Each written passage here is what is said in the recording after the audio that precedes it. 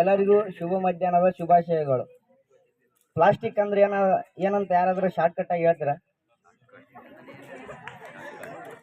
ಯಾರಾದ್ರೂ ಹೇಳ್ತೀರಾ? ಪ್ಲಾಸ್ಟಿಕ್ ಅಂದ್ರೆ ಏನು? ಈ ಸರ್ ಕುಂತಿರುವಂತ ಕುರ್ಚಿನೇ ಪ್ಲಾಸ್ಟಿಕ್.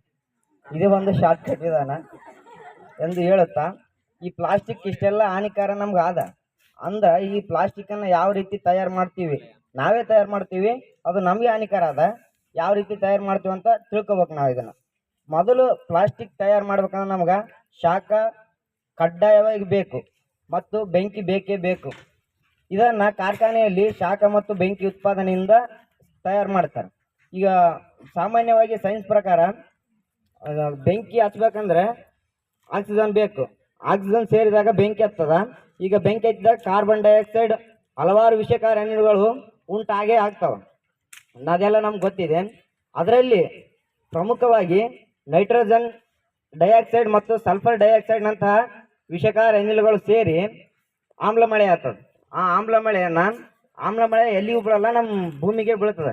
ಅದಕ್ಕೆ ಕಾರಣ ಯಾಕಂದ್ರೆ ನಾವು ಪ್ಲಾಸ್ಟಿಕ್ ಉಪಯೋಗ ಮಾಡಿವಿ, ಅದನ್ನ ಸುಟ್ಟಿವಿ, ಅದರಿಂದ ಅನಿಲ ಬಂದವ, ಅದರಿಂದ ಆಮ್ಲ ಮಳೆ ಬೀಳುತ್ತೆ. ಇಂಥ ಆಮ್ಲ ಮಳೆಯಿಂದ ಏನಾದಪ್ಪ ಅಂದ್ರೆ ಶಾಜಾನ್ ತನ್ನ ಮಮತಾಜಿಗೋಸ್ಕರ ಕಟ್ಟಿರುವಂತ ತಾಜ್ ಮಹಲ್ನೇ ಬೀಳ್ತದೆ. ಅದ್ರ ಮೇಲೆ ಅಷ್ಟು ಪರಿಣಾಮ ಆದಂದ್ರೆ ಇನ್ನು ನಾವು ಯಾರಿಗಾಗಿ ಏನು ಕಟ್ಟಿಲ್ಲ, ನಮ್ಮ ಮೇಲೆ ಯಾವ ರೀತಿ ಪರಿಣಾಮ ಬೀರ್ಬೋದು. ಕಟ್ಟೋದು ಬೇಡ ಯಾರಿಗಾಗಿ. ನಾವು ಅದು ಯಾವ ರೀತಿ ಅಂತ ಊಹೆ ಮಾಡ್ಕೊಳ್ಳೋಕ್ಕೂ ಆಗಲ್ಲ. ಆ ರೀತಿ ಪರಿಣಾಮ ಬೀರುತ್ತೆ. ಅಷ್ಟೊಂದು ಹಾನಿಕಾರಕ ಆಮ್ಲ ಮಳೆ ಇದು. ಅದಲ್ಲದೆ ನಾವು ಪ್ಲಾಸ್ಟಿಕ್ ಅನ್ನು ಸುಡುವುದರಿಂದ ಹಲವಾರು ರೀತಿ ಪರಿಣಾಮಗಳು ಉಂಟಾಗ್ತವ. ಮೊದಲನೇದಾಗಿ ಹಸಿರು ಮನೆ ಪರಿಣಾಮ. ಹಸಿರು ಮನೆ ಪರಿಣಾಮದಿಂದಾಗಿ ರೈತರು ಬೆಳೆನೇ ಬೆಳೆದಂತಾಗ್ತದೆ. ರೈತರು ಬೆಳೆ ಬೆಳಲಿಕ್ಕೆ ನಾವು ಬದುಕೋದು ಹೆಂಗ? ಅದೇ ರೀತಿ ನಾವು ರೈತರು ನಮಗೇನು ಹಾನಿಕಾರಕ ಆಗಲ್ಲ ಅದನ್ನೇ ನಾವು ಭಾಳ ಉಪಯೋಗ ಮಾಡ್ಕೋತೀವಿ. ಅದರಿಂದ ಅದನ್ನ ಬಳಕೆಯನ್ನ ಕಡಿಮೆ ಮಾಡ್ಬೇಕು. ನಾವು ಈಗ ಹಲವಾರು ಈಗ ಪ್ರಸ್ತುತ ಸಮಾಜದಲ್ಲಿ ಜನ ಹೆಂಗಿದಾರೆ ಅಂದ್ರೆ ತತ್ಕ್ಷಣ ತಮಗೆ ಏನ್ ಬೇಕೋ ಅದರಷ್ಟೇ ನೋಡ್ತಿದ್ದಾರೆ. ಮುಂದಿನ ಸಮಾಜಕ್ಕಾಗಿ ಪೀಳಿಗೆಗಾಗಿ ನಾವು ಮುಂದಿನ ಜನಕ್ಕೆ ಒಳ್ಳೇದು ಮಾಡಬೇಕು ಅನ್ನೋದು ಯಾರ ಹತ್ರನೂ ಇಲ್ಲ. ಈಗ ಬಹಳ ಜನ ಮರ ಕಡಿಯೋದು ಅದೆಲ್ಲ ಮಾಡ್ತಿದ್ದಾರೆ.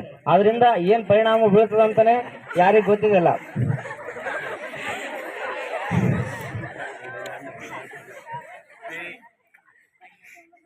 ಹೀಗೆ ಪ್ಲಾಸ್ಟಿಕ್ನಿಂದ ಹಲವು ಪರಿಣಾಮಗಳು ಉಂಟಾಗುತ್ತವೆ. ಪ್ಲಾಸ್ಟಿಕ್ನಿಂದ ಜಲಚರ ಜೀವಿಗಳಿಗೆ ಹಾನಿ ಉಂಟಾಗುತ್ತದೆ. ಅದೇ ರೀತಿಯಾಗಿ ಹಲವಾರು ನಮಗೂ ಕೂಡ ಹಾನಿ ಉಂಟಾಗುತ್ತದೆ. ಅದನ್ನ ಬಳಕೆ ನಿಷೇಧ ಮಾಡೋದು ಬಹಳ ಸುಲಭ ಅಲ್ಲ.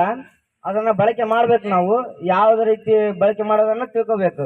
ಈಗ ಕೆಲವೊಂದು ಈಗ ಕೈ ಚೀಲ, ಬಟ್ಟೆ ಚೀಲ ಉಪಯೋಗಿಸೋದಂತೂ ನಮ್ಗೆ ಸುಲಭ ಆದ. ಅದನ್ನ ನಾವು ಜಾಸ್ತಿ ಬಳಕೆ ಮಾಡಬೇಕು. ಅದೇ ರೀತಿ ಪ್ಲಾಸ್ಟಿಕ್ ಮುಕ್ತ ಸಮಾಜವನ್ನು ಮಾಡಬೇಕು. ಇಲ್ಲದಿದ್ದರೆ ನಾವು ತಿನ್ನುವ ಅನ್ನ ಕೂಡ ಪ್ಲಾಸ್ಟಿಕ್ ಆಗಬಹುದು. ಯಾಕಂದ್ರೆ ಅವಾಗ 5G 4G ಇದ್ದದ್ದು ಈಗ 8G 9G ಬರಕಾಯ್ತದೆ. ಮುಂದೆ ಮನುಷ್ಯನೇ ಸಾವಿಡ್ಬೋದು. ಅದೇ ರೀತಿ ಪ್ಲಾಸ್ಟಿಕ್ ಅನ್ನ ಕೂಡ ಬರ್ಬೋದು. ಅದು ಬರೋ ಹೊತ್ತಿಗೆ ನಾವು ನಮ್ಮ ಅನ್ನವನ್ನು ಸುರಕ್ಷಿತವಾಗಿ ಇಡಬೇಕೆಂದು ಹೇಳ್ತಾ ನನ್ನ 2 ಮಾತುಗಳನ್ನು ಮುಗಿಸ್ತೇನೆ. ಎಲ್ಲರಿಗೂ ನಮಸ್ಕಾರ.